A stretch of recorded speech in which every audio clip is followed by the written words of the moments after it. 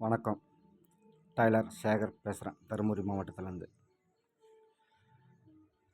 இப்போ நீங்கள் பார்க்குறீங்களே, இந்த யூனிஃபார்ம் வந்து ஸ்கூல் யூனிஃபார்முங்க.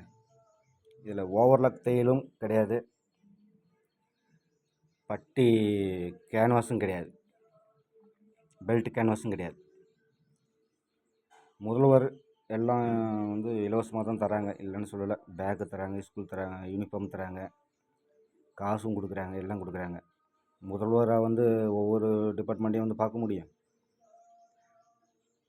அந்தந்த டிபார்ட்மெண்ட்டில் உயர் அதிகாரிங்க தாங்க இதெல்லாம் கண்டுக்கணும். இப்போ இதில் கேன்வாஸ் கிடையாது, சுத்தமாக கிடையாது கேன்வாஸ்.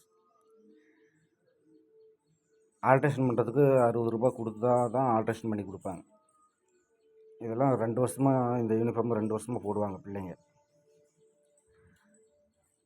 இப்படி எல்லாம் வந்து தைச்சி கொடுத்தா எப்படி இது 2 வருஷம் இது உழைக்கும்?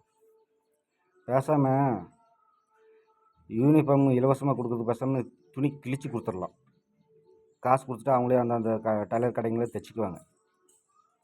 சிஸ்டத்தை மாற்றுங்க. இல்லைனாக்கா அந்தந்த மாவட்ட கலெக்டர் வந்து ஸ்டெப் எடுக்கணும். முதல்வராக வந்து அப்பப்போ வந்து ஒவ்வொரு டிபார்ட்மெண்ட்டையும் பார்ப்பார். அந்தந்த துறை அதிகாரிங்க தாங்க எல்லாம் நடவடிக்கை எடுக்கணும். வணக்கம்.